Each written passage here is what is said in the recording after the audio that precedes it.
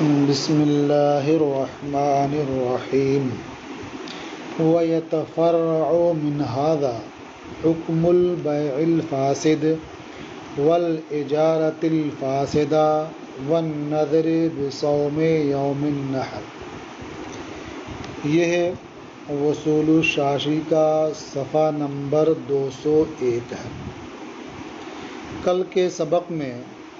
آپ نے نہیں کی تعریف پڑھ لی اور یہ بھی سمجھ لیا کہ نہیں کی دو قسمیں ہیں، ایک ہے نہیں عن الافعال الحسیہ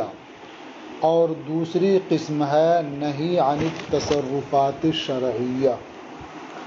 اور دونوں قسموں کا حکم بھی آپ نے پڑھ لیا۔ دوسری قسم کے حکم میں آپ نے یہ پڑھا کہ تصرفات شرعیہ نہیں کے بعد بھی مشروع رہتے ہیں، اس لیے کہ اس میں منہی عنہ در حقیقت حسن بنفس ہی ہوتا ہے، اس کے اندر جو قبح آتا ہے، جو اس سے روکا جاتا ہے، وہ غیر کی وجہ سے۔ یہی وجہ ہے کہ اگر کوئی اس منہی عنہ کا ارتکاب کرتا ہے تو وہ حرام لغیر ہی کا مرتکب ہوتا ہے، حرام لنفس ہی کا مرتکب نہیں ہوتا ہے۔ تو اس ضابطے پر یعنی تصرفات شرعیہ نہیں کے بعد بھی مشروع ہوتے ہیں، بیع فاسد، اجارہ فاسدہ اور یوم نحر کے روزے کی نذر اور دیگر تصرفات شرعیہ کا حکم متفرع ہوتا ہے۔ بیع فاسد کے بارے میں آپ جانتے ہیں کہ وہ بیع جو اصل کے لحاظ سے صحیح ہو اور کسی وصف یا شرط کے اعتبار سے فساد پیدا ہو گیا ہو، مثلا اس میں کوئی ایسی شرط لگا دی گئی ہو جس سے متعاقدین میں سے کسی ایک کا فائدہ ہو، مثلا بائع نے کوئی غلام بیچا اور یہ شرط رکھ دی کہ وہ غلام 1 مہینے مثلا بائع کی خدمت کرے گا، اور ایسی اجارہ فاسدہ مثلا کسی نے مکان کسی دوسرے کو کرائے پر دیا اور یہ شرط کر لی کہ 1 مہینہ جو کرائے پر دے رہا ہے وہ خود اس میں رہے گا، یا جیسے نہر کے روزے قربانی کے دن روزے کی نذر مان لی، یا دوسرے تصرفات شرعیہ جو ہیں ان سب کا حکم اس سے متفرع ہوتا ہے۔ یہ کئی چیزیں بیان کی ہیں، اس میں ایک کی تھوڑی تفصیل کر دیتے ہیں۔ فرماتے ہیں وَيَتَفَرَّعُ مِنْ هَذَا حُكْمُ الْبَيْعِ الْفَاسِدِ، اور اس ضابطے سے بیع فاسد کا حکم متفرع ہوتا ہے، وَالْإِجَارَةِ الْفَاسِدَةِ اور اجارہ فاسدہ کا حکم متفرع ہوتا ہے، وَالنَّذْرِ بِصَوْمِ يَوْمِ النَّحْرِ اور قربانی کے دن روزے کی نذر کا حکم متفرع ہوتا ہے، وَجَمِيعِ صُوَرِ التصرفات شرعیہ مع ورود النہی عنہا اور تصرفات اور ورود نہیں کے ساتھ تصرفات شرعیہ کی تمام صورتوں کا حکم متفرع ہوتا ہے۔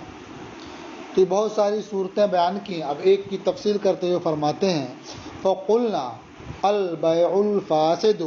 يُفِيدُ الْمِلْكَ عِنْدَ الْقَبْضِ، تو ہم نے کہا یعنی بیع فاسد کا حکم کیا متفرع ہوا کہ اگر مشتری مبیع پر قبضہ کر لیتا ہے تو یہ قبضہ مفید ملک ہوگا، اس اعتبار سے کہ بیع فاسد بھی ایک بیع ہے، کیونکہ ایجاب و قبول ہوا ہے اور اہل نے یہ کام انجام دیا ہے، محل میں یہ کام انجام دیا ہے، اس لیے بیع ہونے کا تقاضا یہ ہے کہ اگر مشتری اس پر قبضہ کر لے تو ملکیت ثابت ہو جائے، اور اس بیع کا ختم کر دینا یہ واجب ہے اس اعتبار سے کہ وہ بیع حرام لغیر ہی ہے، یعنی شرط فاسد کی وجہ سے اس کے اندر کمی پیدا ہوئی، اسے ختم کر دینا ضروری ہے۔ تو گویا بیع فاسد ممنوع ہونے کے بعد بھی، نہیں وارد ہونے کے بعد بھی مشروع ہے، اور یہی وجہ ہے کہ مشتری قبضہ کر لے تو وہ اس کا مالک ہو جاتا ہے۔ تو دو جہتیں ہوئیں، ایک جہت ہوئی مشروع ہونے کی اور ایک جہت ہوئی اس سے نہیں کی۔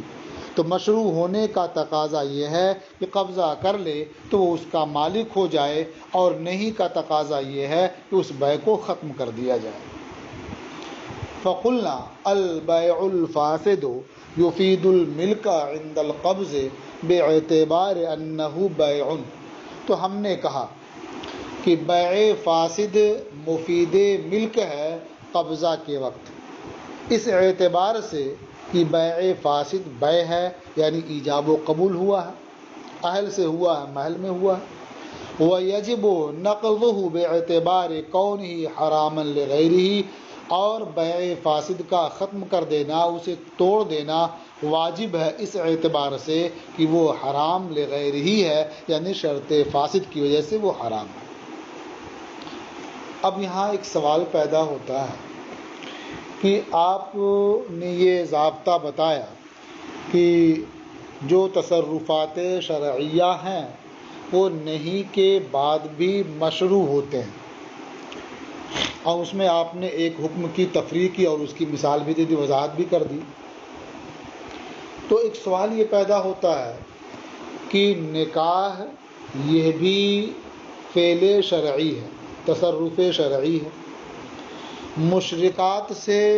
نکاح کرنے سے منع کیا گیا ہے۔ اللہ تعالیٰ کا ارشاد ہے وَلَا تَنْكِحُوا الْمُشْرِكَاتِ، کہ مشرکہ عورتوں سے نکاح نہ کرو۔ اسی طرح سے باپ کی منکوحہ سے بھی نکاح کرنے سے منع کیا گیا ہے۔ اللہ تعالیٰ کا ارشاد ہے وَلَا تَنْكِحُوا مَا نَكَحَ آبَاؤُكُمْ، ان سے نکاح نہ کرو جن سے تمہارے آبا نے نکاح کیا۔ اس طرح اور بھی مسائل ہیں۔ تو یہ نکاح تصرف شرعی ہے، اور مشرکہ سے کوئی نکاح کرتا ہے تو سرے سے نکاح ہوگا ہی نہیں۔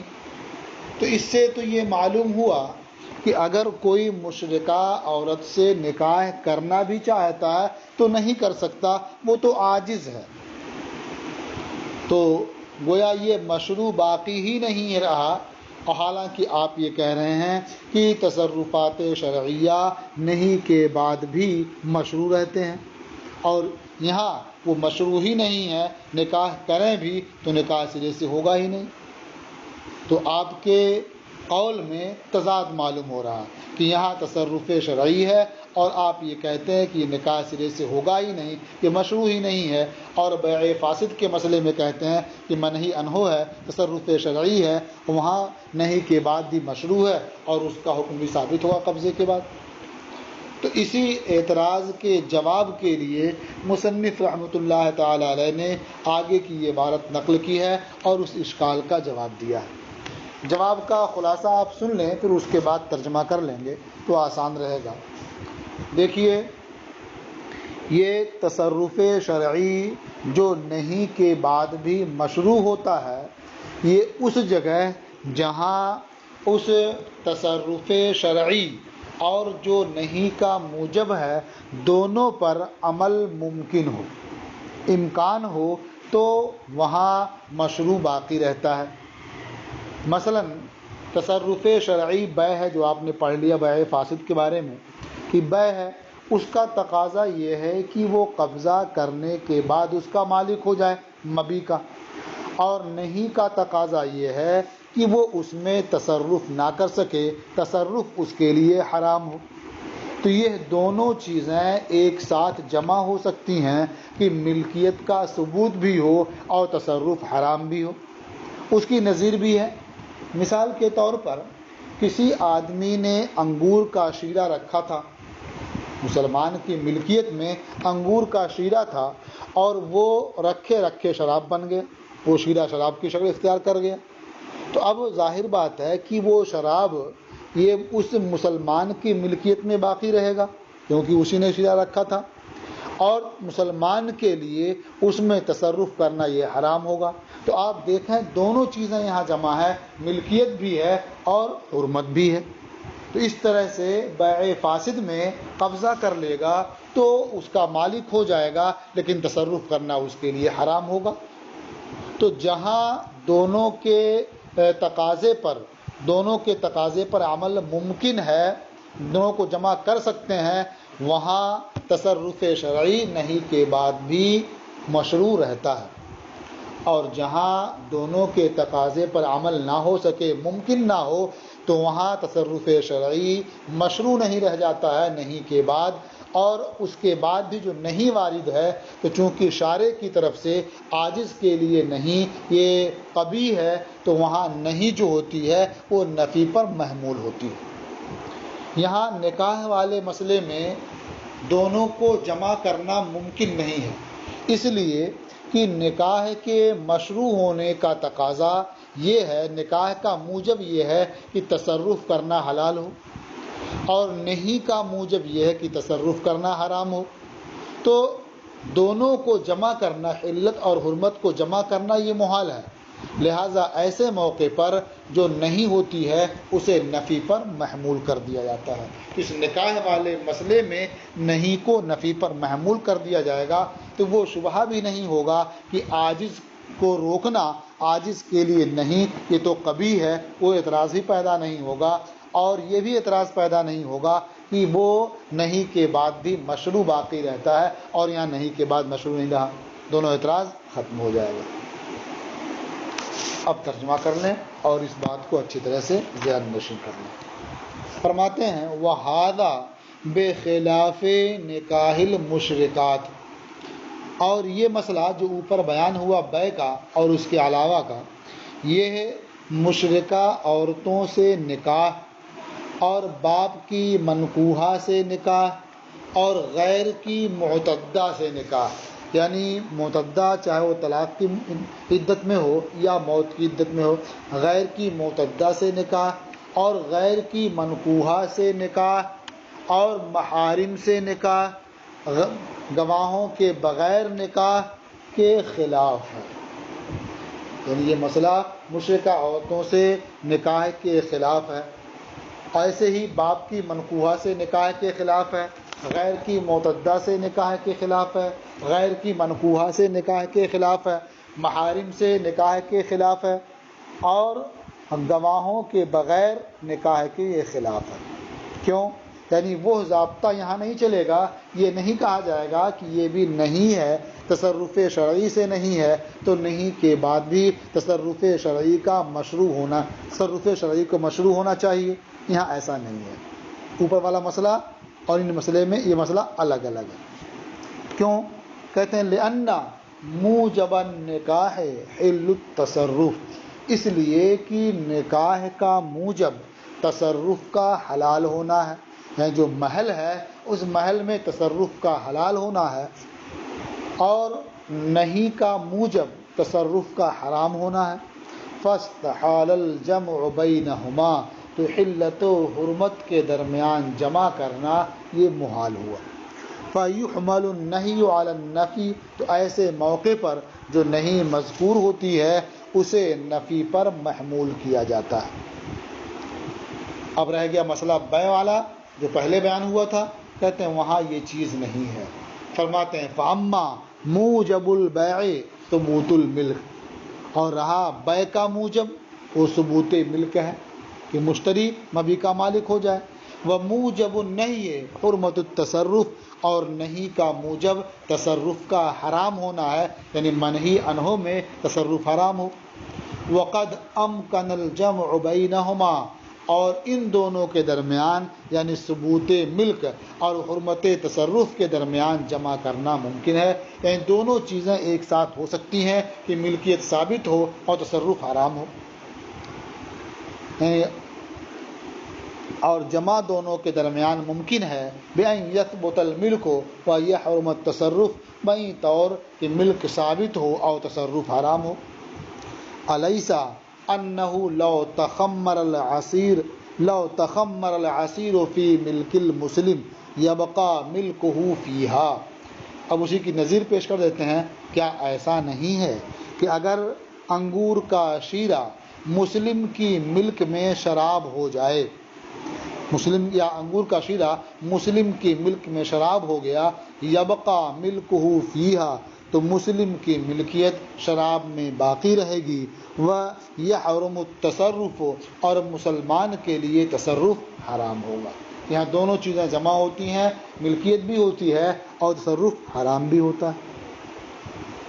وَعَلَى هَذَا قَالَ أَصْحَابُنَا، اور اسی بنیاد پر ہمارے اصحاب نے فرمایا، یعنی افعال شرعیہ سے نہیں، یہ اس بات کی مقتضی ہے کہ وہ افعال شرعیہ مشروع ہوں۔ اس بنیاد پر ہمارے اصحاب نے کہا کہ اگر کوئی شخص یوم نحر کے روزے کی نظر مان لیتا ہے یا ایام تشریق کے روزے کی نظر مانتا ہے تو اس کا نظر ماننا صحیح ہوگا، اس لیے کہ اس نے صوم مشروع کی نظر مانی ہے، یعنی ایسے روزے کی نظر مانی ہے جو مشروع ہے۔ یہ اور بات ہے کہ اس دن روزہ رکھنا اس کے لیے روا نہیں ہوگا، یعنی وہ اس دن روزہ نہیں رکھے گا بلکہ دوسرے دن رکھے گا۔ یوں ہی اگر اوقات مکروہہ میں نماز پڑھنے کی نظر مان لی تو یہ نظر بھی صحیح ہوگی، اس لیے کہ اس نے تو ایک عبادت کی نظر مانی ہے جو مشروع ہے، تو یہ نظر ماننا اس کا صحیح ہے۔ یہ اور بات ہے کہ اس دن ادائیگی صحیح نہیں ہے۔ تو نظر کا تقاضا یہ ہوا کہ مشروع چیز کی نظر کا تقاضا یہ ہوا کہ صحیح ہو، اور نہیں کا تقاضا یہ ہے کہ ادا کرنا اس کے لیے روا نہ ہو۔ تو نظر صحیح ہے اور اس دن ادا کرنا اس کے لیے روا نہیں ہے، دوسرے دن اسے ادا کر لے گا۔ وَعَلَى هَذَا قَالَ أَصْحَابُنَا، اور اس بنیاد پر ہمارے اصحاب نے فرمایا، اِذَا نَذَرَ بِصَوْمِ يَوْمِ النَّحْرِ وَأَيَّامِ التَّشْرِيقِ يَصِحُّ نَذْرُهُ، جب کوئی شخص قربانی کے دن کے روزے کی نظر مان لے اور ایام تشریق کے روزے کی نظر مان لے تو یہ نظر صحیح ہوگی، لِأَنَّهُ نَذْرٌ بِصَوْمٍ مشروع، اس لیے کہ یہ صوم مشروع کی نظر ہے، یعنی ایسے روزے کی نظر ہے جو مشروع ہے۔ وَكَذَلِكَ لَوْ نَذَرَ بِالصَّلَاةِ فِي الْأَوْقَاتِ الْمَكْرُوهَةِ يَصِحُّ، اور یوں ہی اگر اوقات مکروہہ میں نماز کی نظر مان لے تو یہ نظر بھی صحیح ہوگی، لِأَنَّهُ نَذَرَ بِعِبَادَةٍ مَشْرُوعَةٍ، اس لیے کہ اس نے نظر مانی ہے عبادت مشروعہ کی۔ لما ذکرنا ان النہی یوجب بقاء التصرف مشروعہ، اس کی وجہ سے جو ہم نے بیان کیا کہ افعال شرعیہ سے نہیں، یہ تصرف کے مشروع باقی رہنے کو ثابت کرتی ہے۔ وَلِهَذَا قُلْنَا، اور اسی لیے ہم نے کہا، یعنی نہیں عن التصرفات الشرعیہ، یہ تصرف کے مشروع باقی رہنے کو ثابت کرتی ہے، اسی لیے ہم نے یہ کہا کہ لو شرع فی النفل فی هذه الاوقات لازمہ بالشروع، کہ اگر کوئی شخص نفل نماز شروع کر دے انہی اوقات میں، یعنی اوقات مکروہہ میں، تو وہ نفل اس شروع کرنے والے کے ذمہ لازم ہو جائے گی شروع کرنے کی وجہ سے، یعنی وہ نفل نماز شروع کر دینے کی وجہ سے شروع کرنے والے کے ذمہ لازم ہو جائے گی۔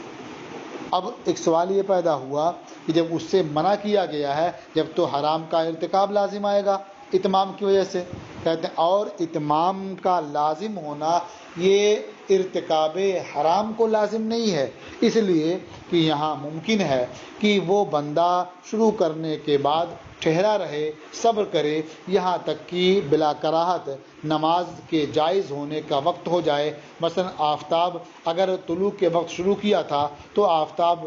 20 کے طلوع ہونے سے 20 منٹ گزر جائے، آفتاب بلند ہو جائے، یا غروب ہونے کے وقت شروع کیا تھا تو آفتاب غروب ہو جائے، یا زوال کے وقت شروع کیا تھا تو آفتاب ڈھل جائے، تو اس کے لیے بغیر کراہت کے اتمام ممکن ہے۔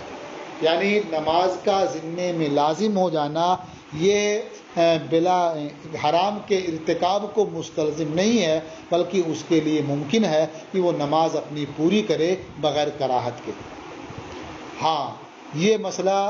عید کے دن روزے والے مسئلے سے مختلف ہے۔ پہلے اتنا ترجمہ کر لیجئے، پھر اس مسئلے کو سنیے۔ وَلِہَٰذَا قُلْنَا، اور اسی لیے ہم نے کہا، لَوْ شَرَعَ فِي النَّفْلِ فِي هَٰذِهِ الْأَوْقَاتِ، اگر کسی نے ان اوقات میں یعنی اوقات مکروہہ میں نفل نماز شروع کی، لازمہ بالشروع، تو وہ نفل نماز شروع کرنے کی وجہ سے شروع کرنے والے کے ذمہ لازم ہو جائے گی۔ وارتکاب الحرام لیس بلازم للزوم الاتمام، اور لزوم اتمام کی وجہ سے حرام کا ارتکاب لازم نہیں آتا۔ یعنی یہ نہیں کہا جا سکتا کہ اگر اتمام کو لازم قرار دیں گے جب تو حرام کا ارتکاب لازم آئے گا، یہ نہیں کہا جا سکتا۔ کیوں؟ فإنہ لو صبر حتی حلت الصلاۃ بارتفاع الشمس، اس لیے کہ اگر وہ شروع کرنے والا ٹھہر جائے، صبر کرے یہاں تک کہ نماز بلا کراہت جائز ہو جائے آفتاب بلند ہونے کی وجہ سے، یعنی اس میں جو کراہت تھی، ممانعت تھی، وہ آفتاب طلوع ہونے کے وقت کی وجہ سے، وہ آفتاب اونچا ہو گیا، بلند ہو گیا تو نماز حلال ہو گئی، جائز ہو گئی بلا کراہت۔ اور آفتاب غروب ہونے کی وجہ سے اور آفتاب کے زائل ہونے کی وجہ سے امکنہ الاتمام بدون الکراہت، تو نفل شروع کرنے والے کے لیے اس نفل کو پورا کرنا ممکن ہوگا بغیر کراہت کا ارتکاب کیے ہوئے۔ وَبِهِ فَارَقَ صَوْمَ يَوْمِ الْعِيدِ، کہتے ہیں یہ اتمام کے لازم ہونے کی وجہ سے حرام کا ارتکاب لازم نہیں آتا ہے۔ یہاں اس سے نفل نماز کا مسئلہ قربانی کے دن روزے کے مسئلے سے الگ ہو گیا، اس لیے کہ روزے کا مسئلہ یہ ہے کہ اگر اسے شروع کر دے تو اسے پورا کرنا یہ لازم نہیں ہوتا ہے امام اعظم ابو حنیفہ اور امام محمد رحمہ اللہ کے نزدیک، کیونکہ اگر اسے پورا کرتا ہے تو اتمام ارتکاب حرام سے جدا نہیں ہو سکتا، اس لیے کہ نہر کے دن روزے کا اتمام جب بھی ہوگا تو ظاہر بات ہے وہ حرام کا ارتکاب ہی ہوگا، کیونکہ وہاں اس سے الگ ہو نہیں سکتا۔ اور نماز والے مسئلے میں اتمام یہ وقت کراہت کے علاوہ میں ہو سکتا ہے، اس لیے اتمام کا لازم ہونا یہ حرام نفل نماز میں اتمام کے لزوم سے حرام کا ارتکاب لازم نہیں آتا، برخلاف روزے کے کہ قربانی کے دن روزہ اگر شروع کر دیتا ہے تو اس کا اتمام یہ لازم نہیں ہے، اس لیے کہ وہ اتمام حرام کے ارتکاب سے جدا نہیں ہو سکتا۔ وَبِهِ فَارَقَ صَوْمَ يَوْمِ الْعِيدِ، اور اس سے نفل نماز کا مسئلہ عید کے دن روزے کے مسئلے سے جدا ہو گیا۔ فَإِنَّهُ لَوْ شَرَعَ فِيهِ لَا يَلْزَمُهُ الْإِتْمَامُ، کیونکہ اگر نفل روزہ قربانی کے دن شروع کر دیا تو لازم نہیں ہو، اتمام لازم نہیں ہوگا امام اعظم ابو حنیفہ اور امام محمد رحمہ اللہ کے نزدیک، لأن الاتمام لا ينفك عن ارتکاب الحرام، اس لیے کہ قربانی کے دن روزے کا اتمام یہ ارتکاب حرام سے جدا نہیں ہو سکتا۔ بس یہ آج کا سبق ہے، کل انشاءاللہ آپ اس نو کے جو دوسرے مسائل ہیں وہ سماعت فرمائیں گے۔